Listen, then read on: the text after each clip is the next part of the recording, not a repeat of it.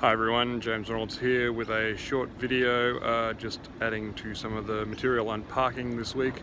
Last week in pedestrians and cyclists we already looked at bicycle parking in the context of the James Gormley arrival station, so I won't talk too much more about that.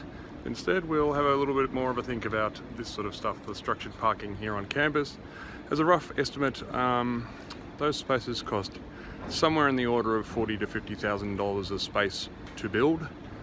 So this is quite expensive stuff, and as you would have seen in Knowles' lecture, it's very rare that the real cost is paid by user fees. But anyway, we'll have a bit of a look around now.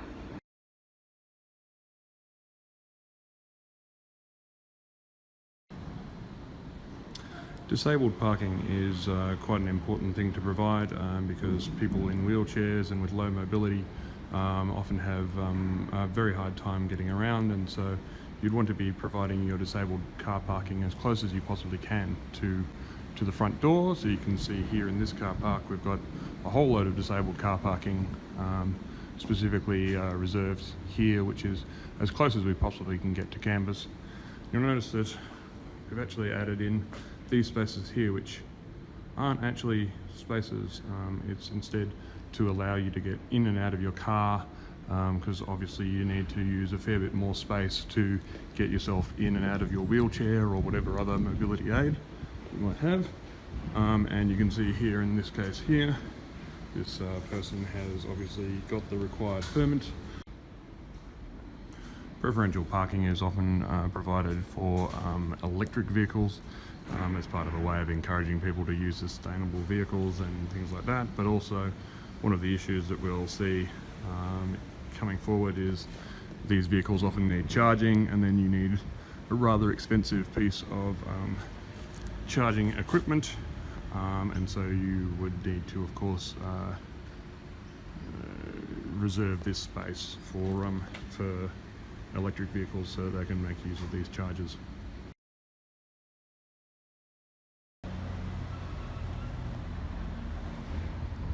Not a huge amount to say here other than here's a bit of motorcycle parking, so obviously very small spaces, but quite easy to fit in here under the ramp.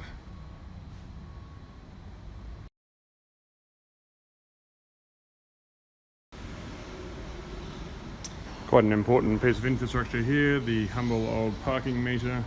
But yeah, as you can see, parking is relatively cheap, I suppose, by city standards. Probably fairly expensive out here in Clayton. But at $12 a day, when you consider that one of these spaces costs in the order of $50,000 to build, that's still pretty cheap.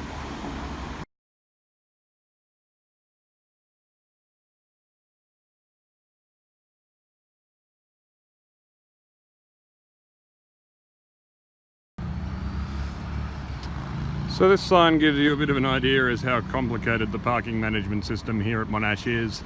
There's a whole lot of different zones with different colours which are open to different people with different permits, and they've paid different amounts of permits for this, and they have special things for that, and so on and so forth. And it honestly is quite incomprehensible, and I know that I have to go on the website and have a look at it to try and figure it out myself. But fundamentally there's a ginormous parking management system as well, which is keeping an eye on how many spaces are actually free at any one time and where you might be able to find them.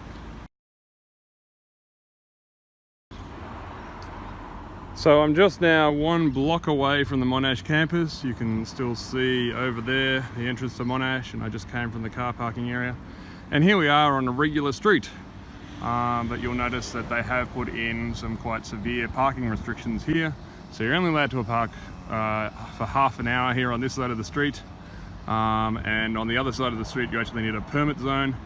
And even though there's obviously free parking in people's driveways and tons of free parking here in the street, they clearly have an issue with trying to manage this area so that all the students and all the staff at Monash don't overwhelm this street with cars, and that's part of the reason that they've put in this quite severe half-hour parking restriction. And if you keep on walking further that way, you'd actually find that the parking restrictions continue for quite a few blocks, all in a way just to try and prevent people from Monash parking in these streets. And personally, it's never really made a huge amount of sense to me, because I would have thought that this street would be relatively empty during the day because all the residents will be at work or, you know, out and about doing stuff, and the residents could actually be making some money off this, or the city at least. And it seems a wasted opportunity, because fundamentally the university just over there is building structured parking for $40,000 or $50,000 a space, and this space right here therefore has an equivalent value of around that $40,000 or $50,000 a space, but it's going unused, and that money is essentially getting wasted in structured car parking. Anyway, one of those oddities of parking, and the odd sort of things that have to happen with policy so that there's enough free space for different users and different types. And fundamentally, I suppose the thing to take out of all of this is that it is horrendously complicated and also horrendously expensive sometimes to be maintaining free parking for different land uses at different places.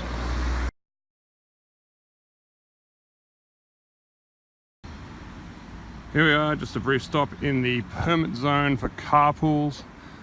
So again, this complicated parking system, but fundamentally every car in here is supposed to have 2 carpool permits, and presumably there's some way of checking to make sure that 2 people have actually got out of the car.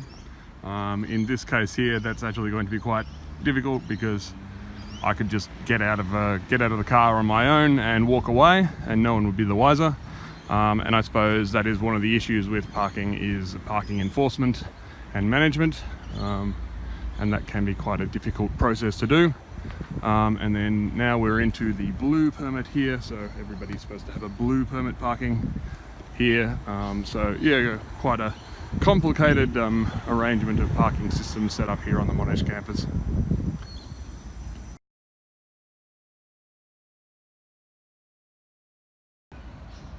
Interesting thing to note about this spot here on campus is that this actually is an old parking area.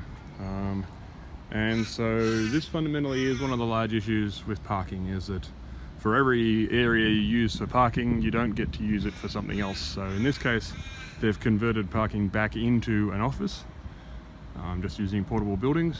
But obviously over there, there's still a fair bit of space which could be otherwise used for offices, for student accommodation, for various other things. And fundamentally, it does all come down to, what are you going to use this space for?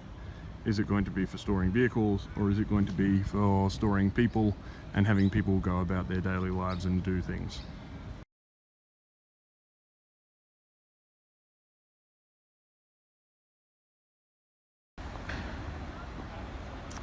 Okay, that's about it for this session of wandering around the Monash campus looking at parking. Oh, it's beautiful, isn't it? Parking. Just so gorgeous.